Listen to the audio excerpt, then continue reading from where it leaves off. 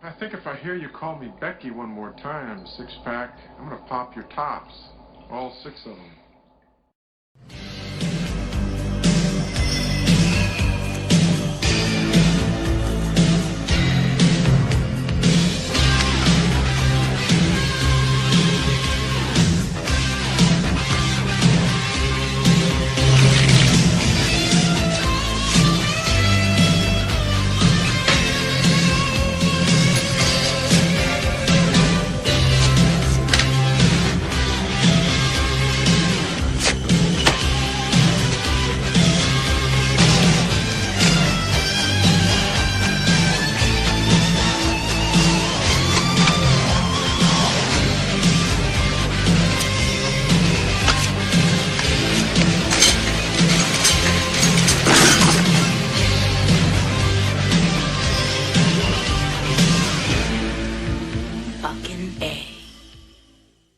Matt once again. Welcome back to another video. This is another PayPal request, this time from Jacob.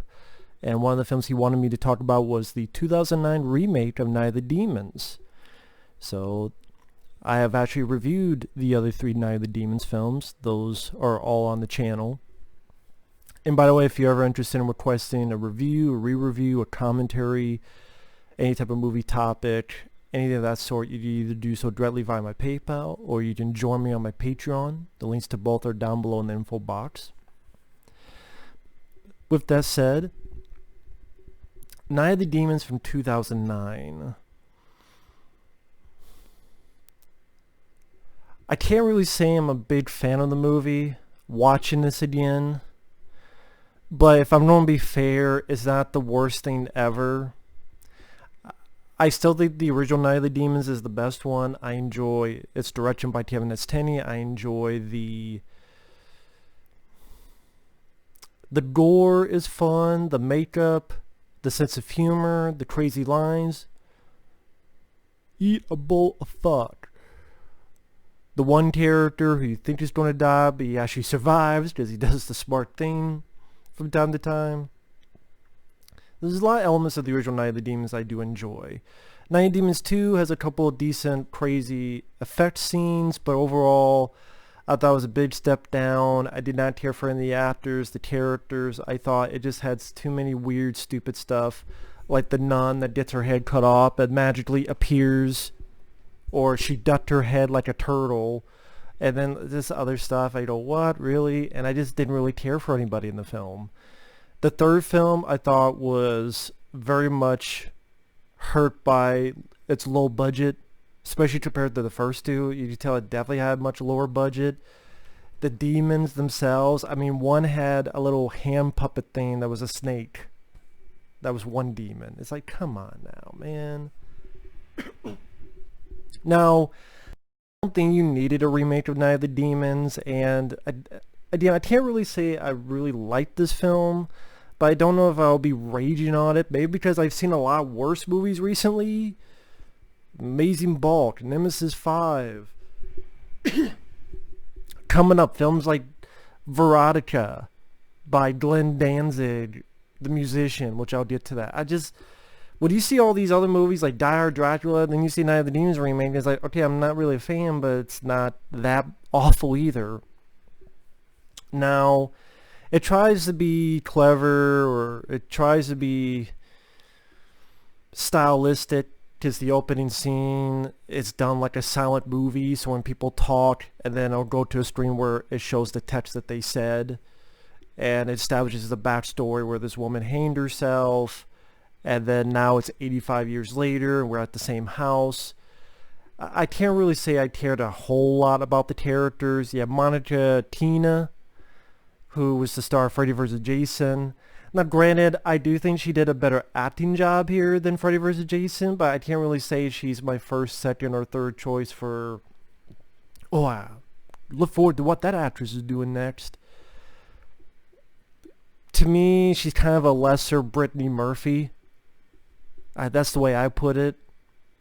And sadly, Brittany Murphy passed away. So Monica Keena is just the lesser version of that. That's just my opinion. And the dialogue, these ladies, all they're doing is calling each other slut, whore, hussy, Jezebel, slut, slut. dialogue. How you put hot wax on my pink parts with a popsicle stick? And they're chatting about waxing the privates, and it's like, okay, this is fantastic. I'd rather go with eat a bowl of fuck than this. Just different cups of tea that people share, I guess.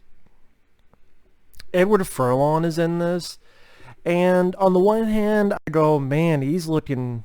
I have no room to talk about someone looking bad, but it's like, man, he's looking bad because of his years of drug usage.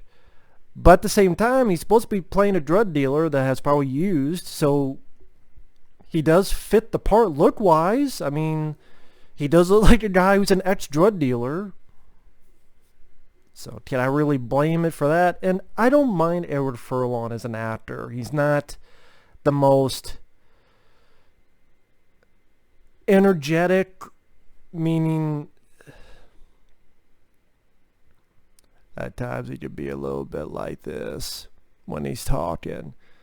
But I don't mind him, whether it be Terminator 2 or Brainscan or Pet Sematary 2. I did not mind him. And in this movie, I could deal with him more than others. I know there's a lot of reviewers that they were really down on Edward Furlong for this. Again, for the type of character he's playing, whether he was acting or not acting, I thought he fit for what he was supposed to play. And again, it was it was nice to see him again enjoying some of his stuff in his early parts of his career. But the humor in this one, compared to the other ones, I mean, Edward Furlong's talking to a guy while the guy's getting a blowjob. I mean, that's the type of humor they're going for. Other recognizable people, Shannon Elizabeth is the new Angela. And Shannon Elizabeth from American Pie, which I reviewed on the channel. That was a request a couple months ago. She's there, but she's nowhere near as good as I thought Angela in the previous films. And also Shannon Elizabeth, I don't think she even did the makeup when she turns to a demon. Did it seem like it was a different actress? So it just made me go, then what was the fucking point of you doing this movie, Shannon Elizabeth? I mean, one of the issues, number one, I don't think it's a movie that needed to be remade. Number two, I wouldn't say I loved the characters or I found a tremendous amount of creative juices flowing. Even in the previous films, you had interesting ideas. The first film, the lipstick going in the nipple and disappearing. You're like, what the hell's going to happen next? Here, I thought I lacked a little bit in that. It has some decent gore effects. I'll give you that much. All the characters, before I go on, all the characters, they go to this party, they're having fun, and Edward Furlong and Monica Keena used to be an item. They're not anymore. The cops raid the party, a bunch of people left, and then there's like 7 people left. There's 3 girls, including Monica Keena. There's 2 guys.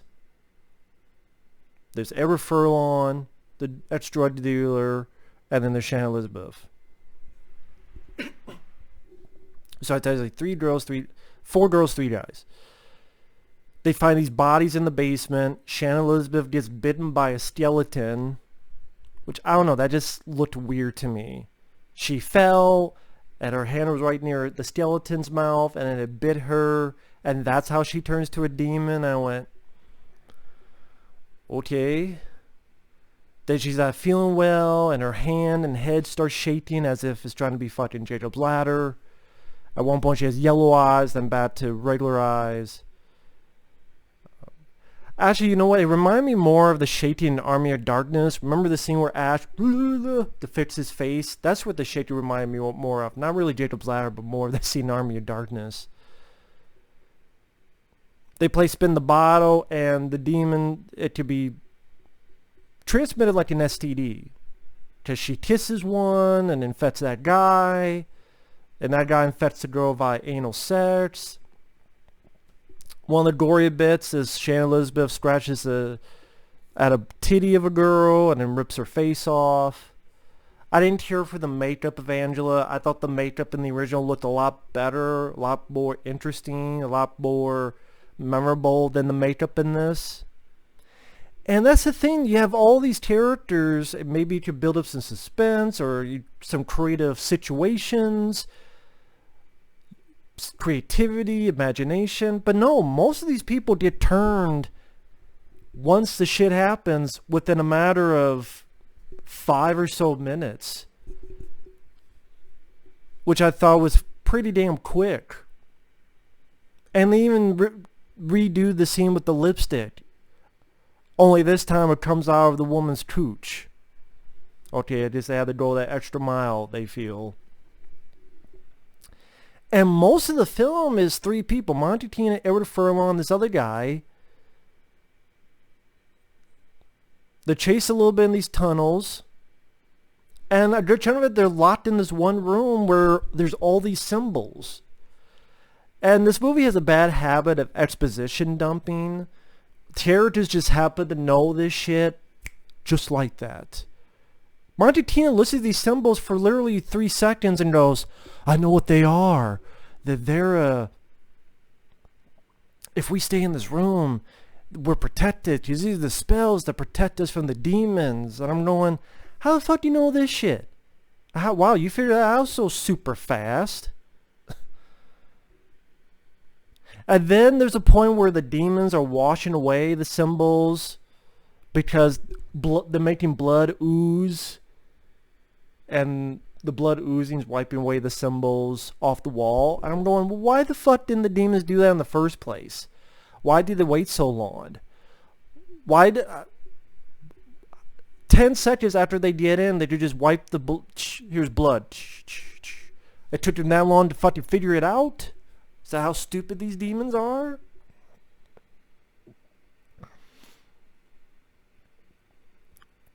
Maybe it's their imagination. No, because they were punching through the damn thing. So they were supposedly in real danger.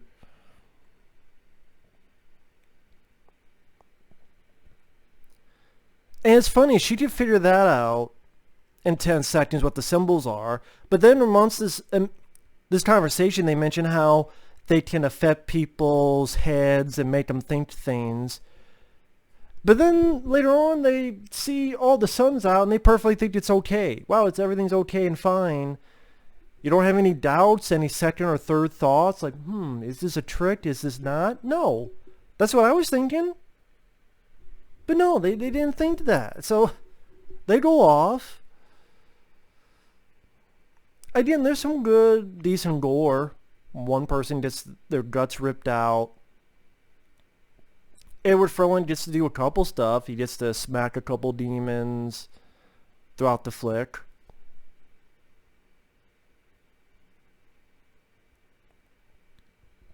Get more into spoilers starting now. There's a point where there's a bloody bathtub and someone tries to attack Edward Furlong. And then he trips and falls through multiple floors all the way to the basement. And so Monty Keena travels all the way to the basement, and as soon as she gets there, then he's turned to a demon. So I guess from the bathtub, he got bit without us knowing, or he got infected without us knowing, and then became a demon. And I thought that was kind of lame. I thought that was kind of shitty. It just...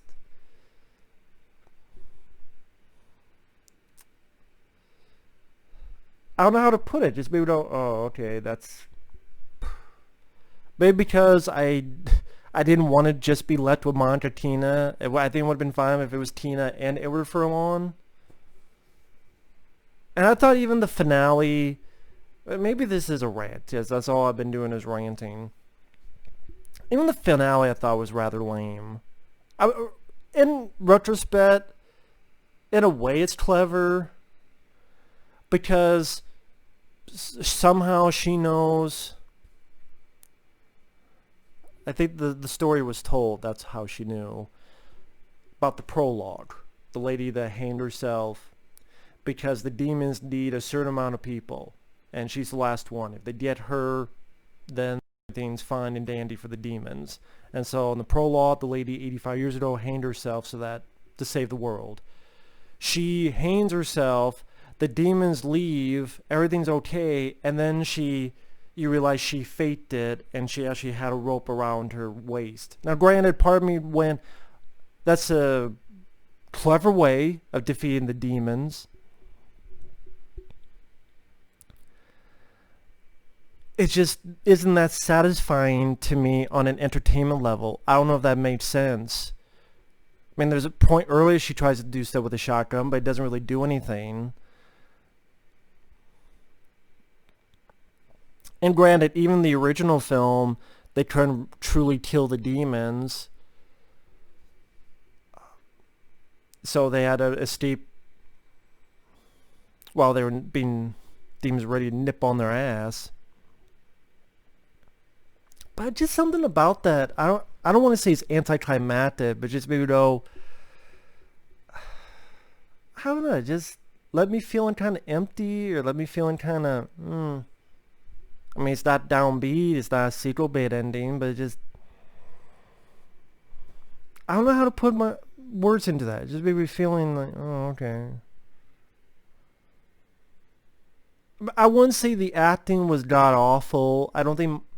I'm not a big Monica Keena fan, but again, I do think she was not as bad in this compared to Freddy vs. Jason. Maybe because of the dialogue she had to say. Freddy vs. Jason was so much worse. But at the end of the day, I probably would label this a rant, because I mean, I'll put over 2 and 3 because I think the acting, Edward Furlong, even in the state that he was, I still think he was a better actor than anybody in Night of the Demons 2 or Night of the Demons 3. That's just how I honestly feel. And again, he didn't look that great, but the fact that he's playing an ex-drug dealer, the look fits. And again, his acting, I could deal with it. Maybe because I do like him as an actor and from the past, like I mentioned before in the review.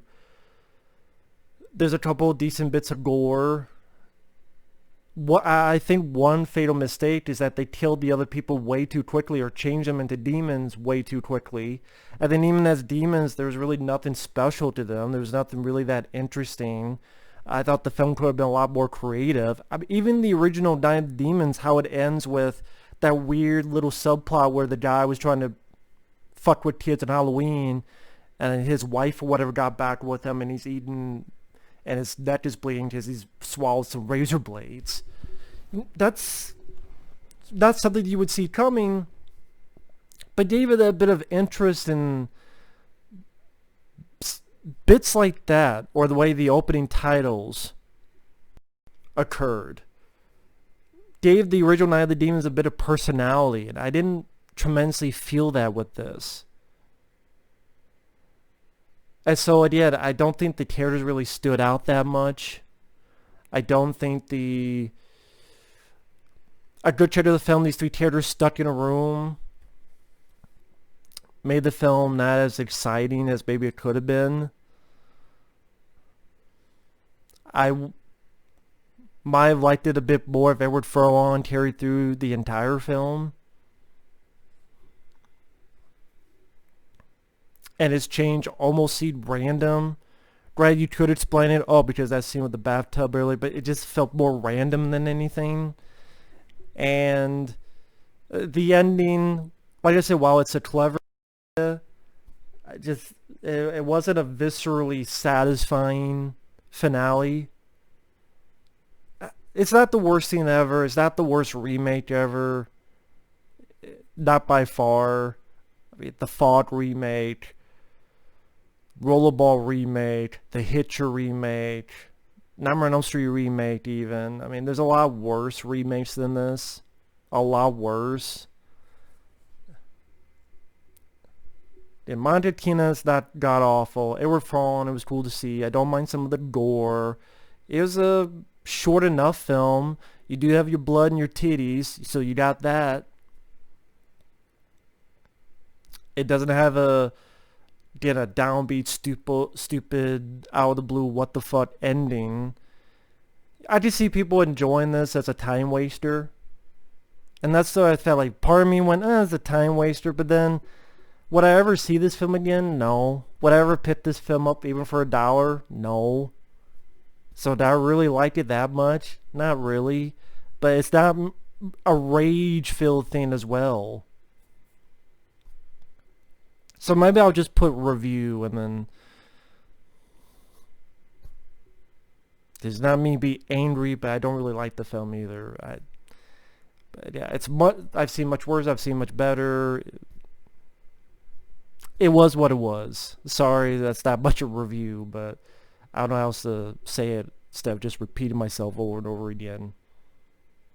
Again, decent gore effects. The makeup on the Angela demon I thought was kind of lame. I didn't care for the design, the color. Wasn't for me. So I would still rather gladly stick with the original Night of the Demons. To me, the only truly good one. But that's just my opinion. With that said, thanks for watching. Take care, and we'll see you in the next one. Later.